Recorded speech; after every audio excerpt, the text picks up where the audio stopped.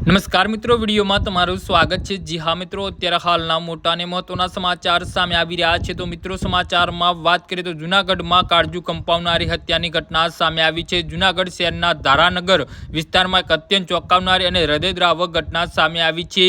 અહીં એક શંખી આવેશમાં આવીને અને અંધશ્રદ્ધા અથવા તો જીદના કારણે એક યુવાન પ્રેમિકાને તેના જ પ્રેમી દ્વારા ક્રૂરતાપૂર્વક હત્યા કરવામાં આવી છે। આ ચકચારી ઘટના પાછળનું કારણ જાણીને સ્થાનિક લોકો પણ શબ્દ થઈ ગયા છે। સુપારી ન ખાવાની માનતા હોવા છતાં સુપારી ખાવા જેવી નવજીવી બાબતે થયેલા ઝઘડાએ લોહી લુહાણ સ્વરૂપ ધારણ કર્યું હતું। જે હા મિત્રો, મળતી વિગતો મુજબ જૂનાગઢના ધારાનગરમાં રહેતી 20 વર્ષીય યુવતી જોઈતી પરમાર તેના પ્રેમી ભોલા સોલંકી સાથે છેલ્લા 1 વર્ષથી લિવિંગ ઇન રિલેશનશિપમાં રહેતી હતી અને જોઈતીએ સુપારી ન ખાવાની કોઈ ધાર્મિક માન્યતા રાખી હોવાનું કહેવાય છે।